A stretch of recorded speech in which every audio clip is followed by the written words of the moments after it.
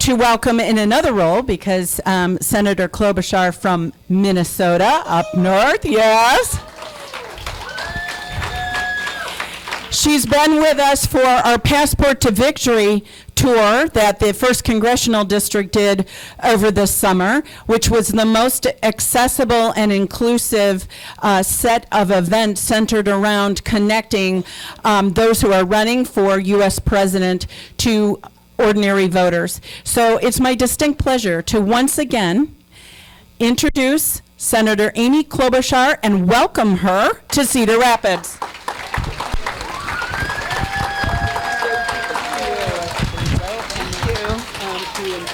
Yeah, okay. Well, I want to thank everyone here so much. I think this is such a great idea.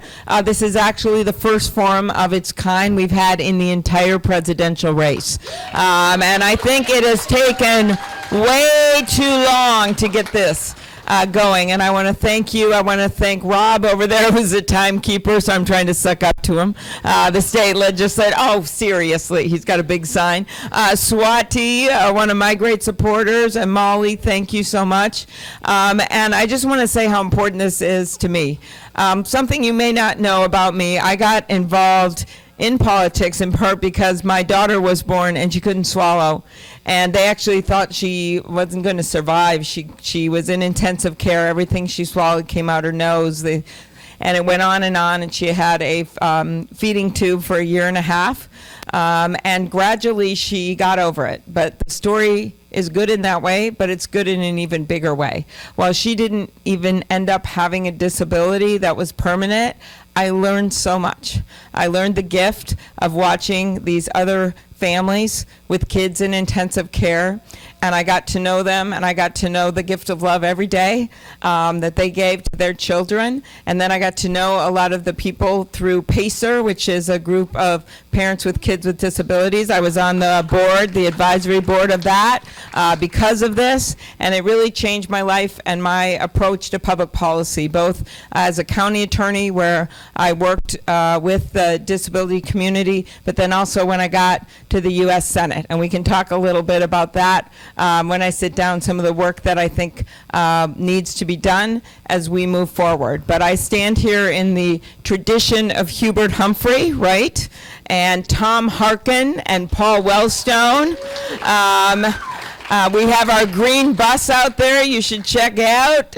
Paul Wellstone colors, Tom Harkin colors. But it was Hubert Humphrey that said this in his very famous speech in the 1948 Democratic Convention, which no one forgets, and you can look it up online. He said this: "The moral test of a government is how it treats those who are in the dawn of life, the children, those who are in the twilight of life, the elderly, and those who are in the shadows of life, the sick, the needy, and the disabled." He was ahead of our time, and now we need to be ahead of our time and get these things done. Thank you.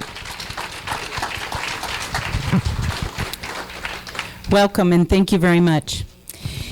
People with disabilities who are working earn less than 2/3 of the median wages earned by people without disabilities with similar education levels. Have you given consideration to how many businesses could be incentivized to employ disabled individuals by paying adequate wages? And what do you see as the most significant issues surrounding that? Sure. Well, I think the first thing, which is really clear, which would help in Iowa and across the country, is increasing the federal minimum wage and making sure that we treat people alike and that we increase the minimum wage. That is number one. Number two is just our entire education system so that we can make sure that people are prepared to get the best job that they can do. And so my first stop there is to get rid of Betsy DeVos. I think that would be a very nice beginning. But when it comes to our jobs, I will say from my tours, I visit all 87 counties in my state every year. Now I am visiting all 99 counties in Iowa. And When I go to businesses on tours, especially manufacturing places, people are so proud. It is the coolest thing when they have a worker with disabilities. It changes a workplace in such a good way. And I will have factory people say, hey, this guy can't come over to see you, but I want you to go over to see him. Or she's over here and she does this part of the line, so could you come and meet her? For me, it has been the most inspiring part of these job visits, because it's not just about the fact that people are employed that have disabilities, it's how it changes the entire culture of a workplace, and then we need it to change the entire culture of our country. But that must come from the top, from the president, and that's what I want to do. Thank you. On mental health, Iowa is known for its quality of mental health care. The Department of Justice has found, and many state governments have acknowledged, that significant numbers of people with psychiatric disabilities have hospital admissions that could be avoided or shortened if sufficient community-based services were available. What would your administration do to expand the delivery of inpatient mental health care? I was actually the candidate in this race that led with the mental health care plan. And that's because I think this has been the long overlooked issue and something that really no presidential candidate has taken on. Yet we know 1 in 5 people in this country have a mental health issue sometime in their lives. And we have the disability issues with mental health, but we also have people with other disabilities that may suffer from mental health problems. And so what's happened here with Iowa is, you're right, it's had a long tradition of leading this area, but right now, because of cuts from the Republican governor and changes, you actually are down to only 64 mental health public beds in the entire state of Iowa. It's the lowest percentage in the nation. And that has to change. And so what I have proposed is an increase in funding at every level. First of all, lifting this waiver cap that we have in place for beds, and the mental health community could tell you about why this is important in a state like yours, but it's something that would be really, really helpful for 16 beds or more. Also, funding for what you are talking about here, early intervention, and having counselors, especially in areas that are more rural, so we don't have mental health deserts, basically, where people can't get any help.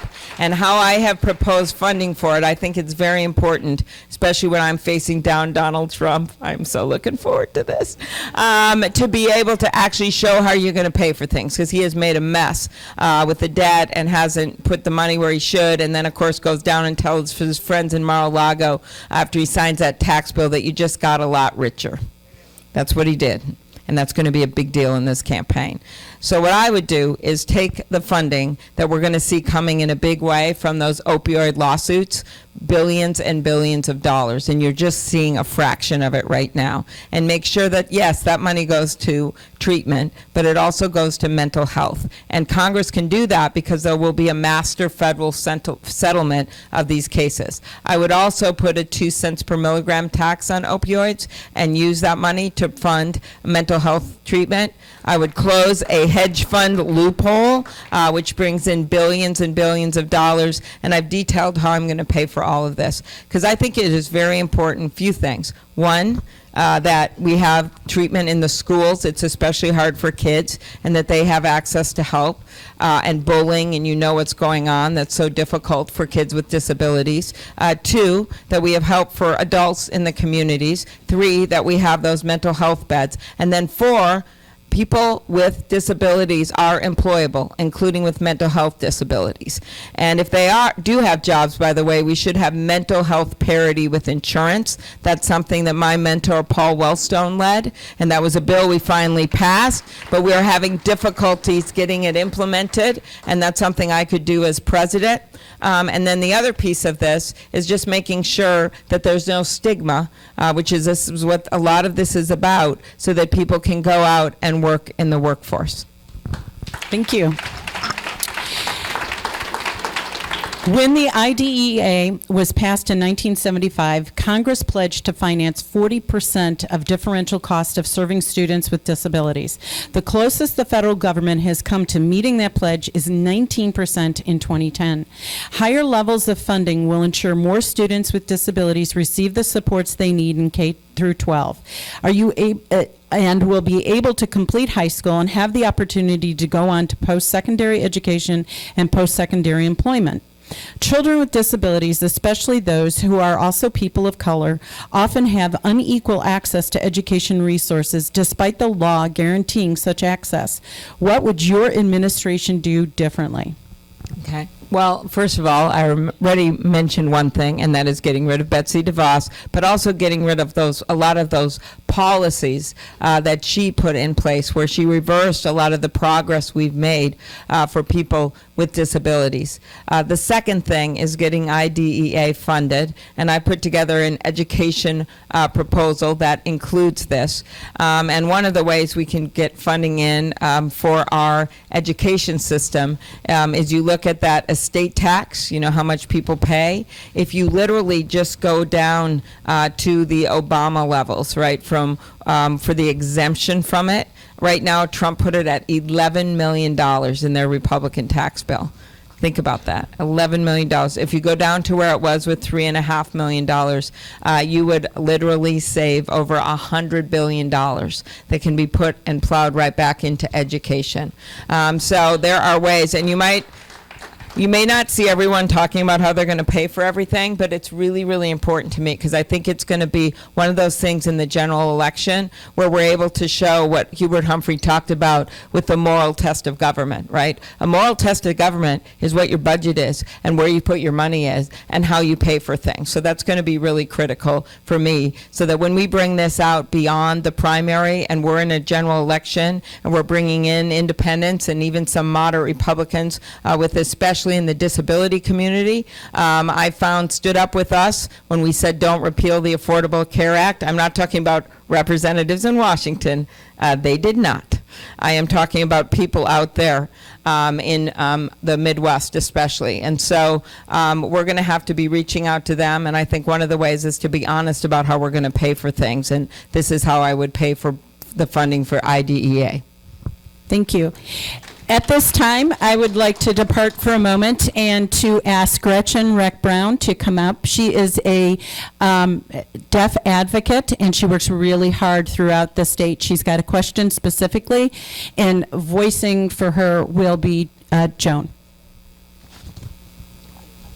Sorry. Hello, Senator. Thank you. I really wanted to ask you a question, because many people don't know the deaf community they're really in a crisis. With our children, the children are in a crisis. Over 80% of the children are born to hearing parents. 90% of are born, those parents have never met a deaf person. Those are hearing parents. Those hearing parents don't know what to do. I know. You felt the same when your daughter was born. I'm sure you've had that experience. One of the biggest problems in our community that really we've all experienced is language deprivation. Our children are not being given access to language. I just recognized how difficult it is for someone to pay attention to language if they don't really have access to it. I have a good friend of mine who's living with me right now. Her first language is Spanish. I don't speak Spanish. So I'm trying to lip read her, and I can't understand a word. That realization, it's the same as deaf children who are born and given only spoken English without sign at all. So my question, really, here's the question. It's also actually Vanya's question. She's also a strong advocate for deaf children. What can we do at the federal level to enforce the language deprivation is eliminated, because it impacts mental health, it impacts education, it impacts employment? What can we do? Thank you so much. That's an incredible question. I think everyone should be able to communicate and express themselves and be part of our democracy and be part of our economy. So learning is a major piece of that. And so I look forward to working with you on this really, really important issue. I personally have not just talked the talk. My head of my office, technology, for over a decade now, is deaf in my U.S. Senate office.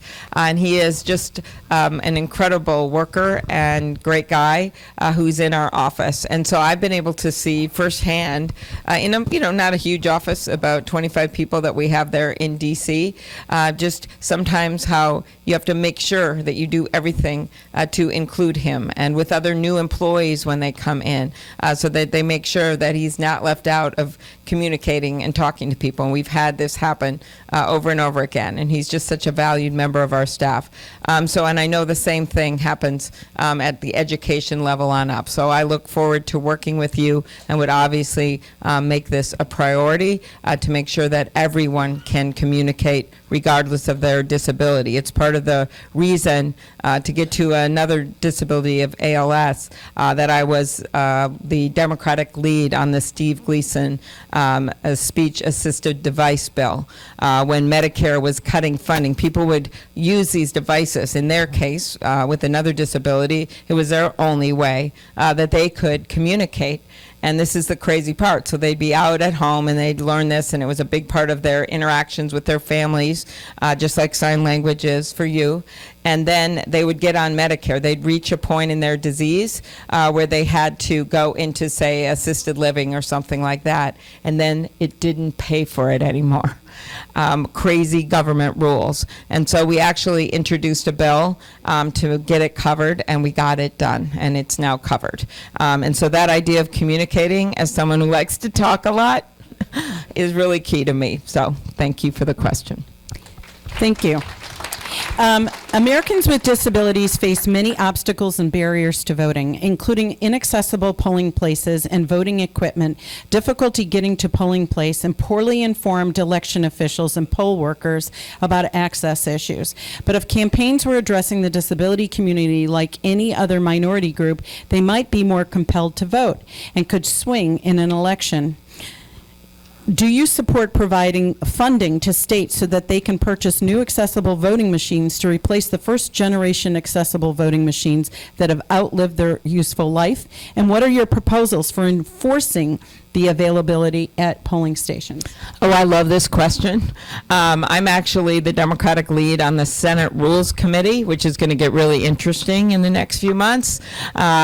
Issues about the rules, but one of the things that we work with is with the voting, and this is the committee that's in charge of voting, and that's why I've taken the lead on so many of these voting issues, like automatically registering. This is my proposal, and as president I could get it done.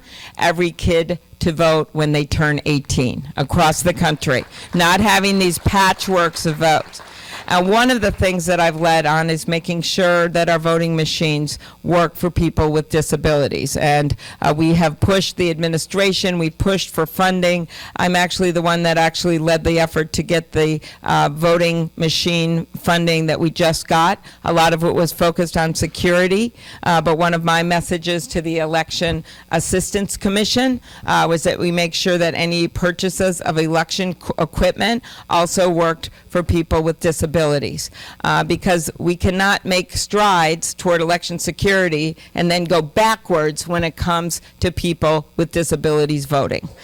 So I am in a moment right now in time where I have been pushing this election funding and upgrading our equipment, in part because of accessibility issues, in part because of voter suppression issues, and then of course in part because we have a president that seems to believe that it's okay for a foreign power to make mincemeat of our democracy, which I do not believe. And that is something that is right before us right now, where we have 11 states that don't have backup ballots. We have no proof of what has happened when people vote in those states if someone hacked into them. So we have to do both things at once. We have to make sure our election equipment is secure, and then we also have to make sure that it is accessible for everyone to vote. And we don't just do that, we expand it. We make sure that voting places, right, state are accessible for people that are in wheelchairs or in walkers or are unable to use steps. This is something near and dear to my heart, being from Minnesota, a state that we have been such a leader along with Iowa on infrastructure that is accessible, and we must continue that when it comes to voting. Thank you. I would now like to introduce Dr. Cindy Hanawalt, who is the immediate past president of the Lynn County Medical Society, and she will be your moderator from here on out. Okay, very good. Thank you for Thank coming. you. Well, I would like to start with a question regarding prescription drug prices. So prescription drug prices in the U.S. have been rising at an alarming rate. 1 in 4 patients report not filling prescriptions for their loved ones or their families due to cost. In 2015, pharmacy costs were 17% of all healthcare expenses. How do you plan to get a handle on the drug costs while maintaining Americans' access to pharmaceutical innovations? Okay. Well, thanks so much, because this is really the issue of our time, and it is sitting right out there. These pharma lobbyists, just so you know why we got to where we are, why we have these hugely high drug prices, where many cases our drug prices are twice as much for common drugs than they are in places like Canada and actually other countries around the world. Well, in the United States of America right now, we have 2 pharma lobbyists for every member of Congress. Think about it. 2 pharma lobbyists for every member of Congress. They have this huge amount of money. They've been pushing their interests, and they think they own Washington. And honestly, they probably do. But here's the key thing. They don't own me. And I have been the lead. Since I got to Washington, I have been the lead on the bill that would require Medicare to negotiate better prices for our seniors. And that is something that's very important to me. And that would help, of course, people in the disability community as well, who so much, and a much higher percentage, rely on these prescription drugs. And right now, there is literally a ban on Medicare negotiating for 43 million seniors, many of them with disabilities. A ban, whereas the VA and Medicaid are able to negotiate. The other thing I would do, and I've done this bill with Bernie, and then also with Senator McCain, and actually Senator Grassley has now taken it up with me, and that is to allow less expensive drugs to come in from other countries, like Canada, that are safe places. So people don't have to go on buses to get there. We can actually legally allow. Think of the competition that would create. Then the other thing I'd suggest is to look at the House bill that we're pretty excited about that puts a cap on prices based on international. That, by the way, for the government alone brings in $350 billion in taxpayer saving. Imagine what that would do for individual consumers. And we are living at a time where I brought to the State of the Union a woman named Nicole Smith Holt.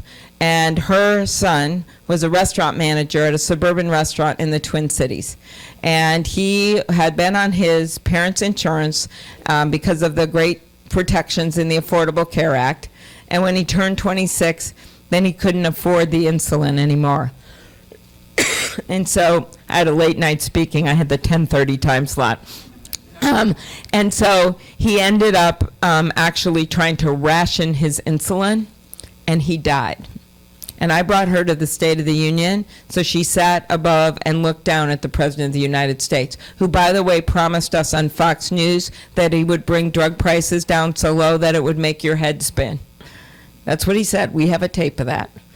So how has it made our head spin? Well, it's because they're going up and up, because he's made no improvement. So I'm actually I think there's so much opportunity here to bring these drug prices down, to save money for the government, but most importantly, to save money for our disability community. Thank you. I'd like to take a moment and talk about workplace violence. According to a 2019 report released by the American Nurses Association, the rate of violence against healthcare workers has reached an epidemic proportion, with healthcare workers as much as 12 times more likely than the general population to suffer injury from violence at work. This finding is even more concerning when it is understood that the violent and abuse incidents are probably significantly underreported, because healthcare providers often feel that that's their job and they're trying to take care of a vulnerable population. The incidents are more of a problem in the emergency rooms, but they occur in all of our healthcare places. Can you comment on your thoughts on workplace violence? Sure. When we talk about respecting the dignity of work, it is about making sure that people get fair wages, and that's especially important in the healthcare field right now, because I think we don't have enough healthcare workers. We're going to have over 1 million openings in the next 10 years for home healthcare workers, and we're going to have a lot of openings in long-term care facilities as well. And so it is important that we have protections in place. Well, the best protection is actually adequate staffing, so that if you don't have one person alone and you have 2 people there. The other protection is making sure that there's security and that people have someone to go to if something goes wrong.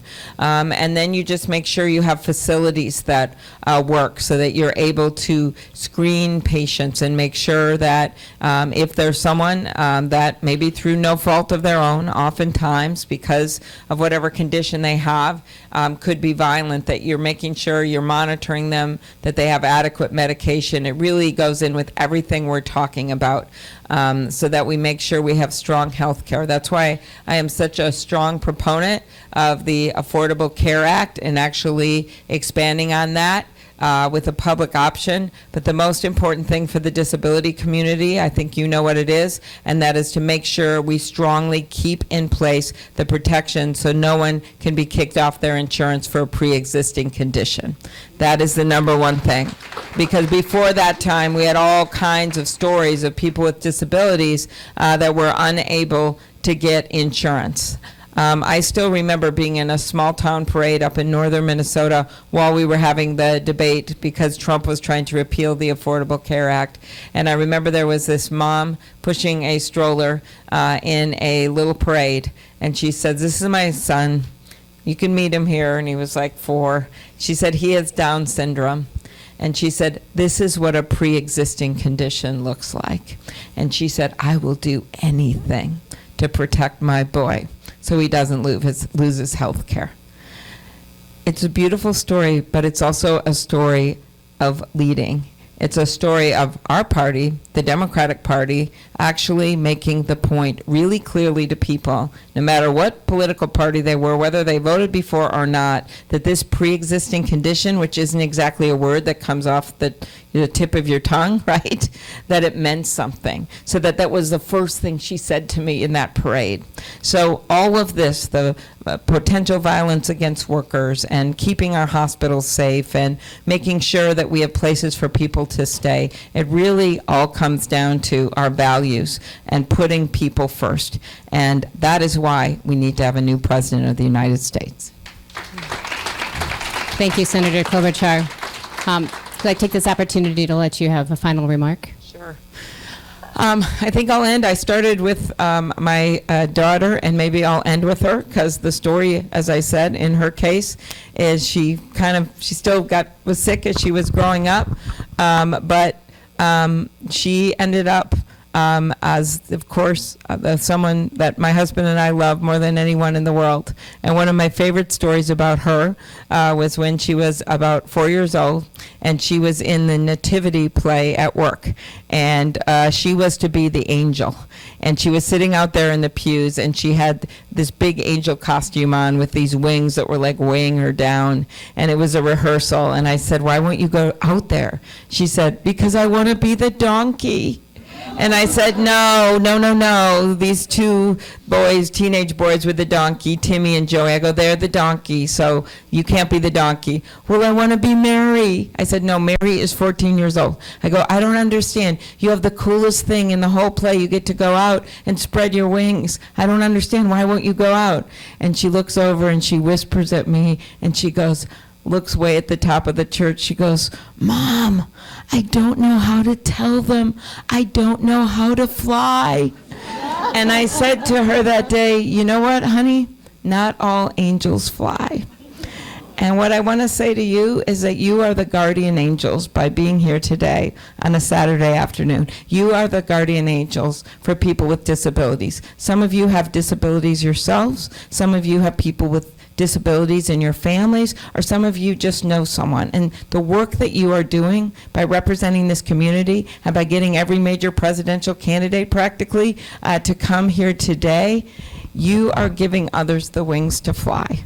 So I want to thank you because you're doing the work for people that may never know you and may never meet you, but it matters. So thank you for being their guardian angels, and thank you for having me here today. Thank you. Thank you very much, Senator Amy Klobuchar. We will have 5 minutes. It'll be a hard 5 minutes. So thank you again.